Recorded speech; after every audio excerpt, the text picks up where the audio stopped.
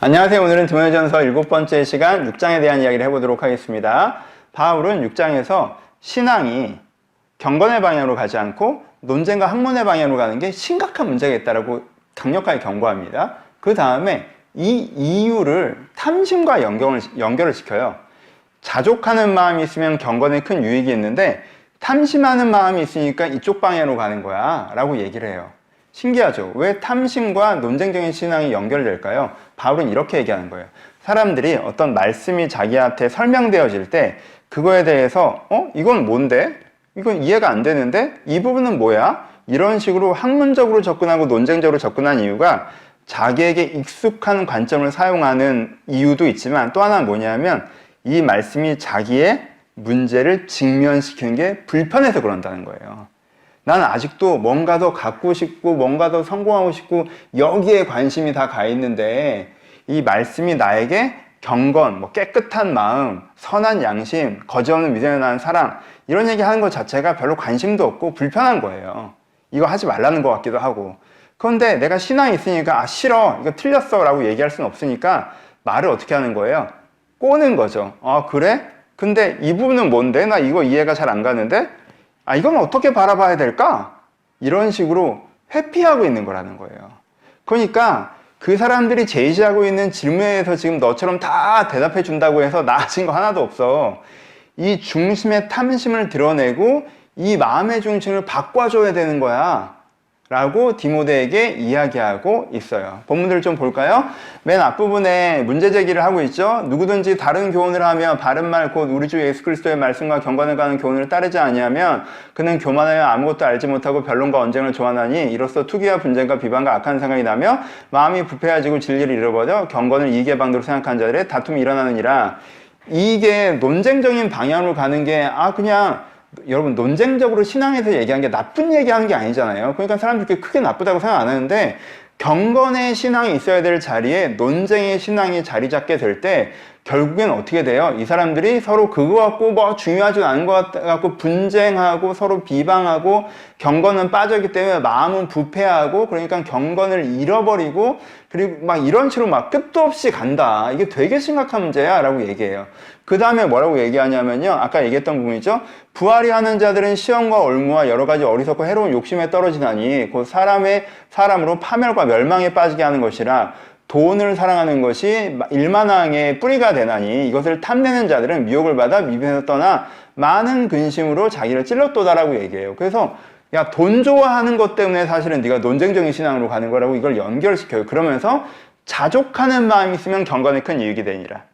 너희가 자족하는 마음이 없기 때문에 경건의 신앙생활을 가지 못하고 논쟁과 학문의 신앙생활을 가는 거야 라는 얘기를 하고 있어요. 그래서 자족하는 마음에 대한 얘기를 더 하죠. 우리가 세상에서 아무것도 가지고 온 것이 없음에 또한 아무것도 가지고 가지 못하리니 우리가 먹을 것과 입을 것이 있은즉 족한 줄로 알 것이라.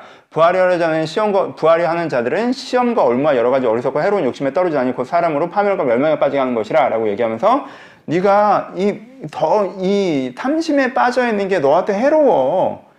그거에 대한 관심을 해서 네가 웬만큼 가지고 있다는 걸 좀 깨닫고 그리고 또 필요한 건 하나님이 주신다고 믿고 네 마음의 중심은 경건에 더 좋은 사람이 되고 은혜 받는 거에 관심을 더 가져야 돼 라고 얘기해요. 이렇게 가지게 하라고 가르치라고 이제 디모데에게 얘기하는 거예요. 그래서 디모데한테 핵심적으로 네가 목회를 어디 중점을 둬야 되냐면 이 세대의 부한자에게 명하여 마음을 높이지 말고 정함이 없는 재물의 소망을 두지 말고 오직 우리에게 모든 걸 후히 주사 누리게 하신 하나님께 두며. 그러니까 디모데에게 뭐라고 하냐면 탐심은 나쁜 거야 이렇게 가르치는 게 아니라 그게 그렇게 좋지 않아. 그걸 추구하는 게 너한테 유익하지 않아. 하나님께서 어떻게 하셔? 후히 주사 누리게 하시는 분이야. 그러니까 하나님을 믿으면 고생하고 경건 생활하면 되게 금욕주의 이게 아니야.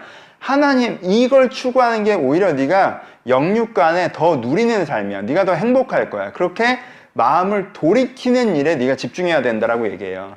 그러니까 이 디모데가 이 교회 지금 핵심 이슈가 이런 끝없는 족보와 신화에 창념하는 게 핵심 이슈가 아닌데 거기가 있는데 그러지 말고 사람들의 마음이 먹고 사는 문제, 돈 많이 벌고 싶고 뭔가 성공하고 싶고 이 세속적인 관심이 너무 늘어난 게 이 공동체의 문제야. 그러니까 이걸 정죄하라는 게 아니라 이게 사실 너희한테 그렇게까지 필요하지 않고 그렇게까지 유익하지 않아.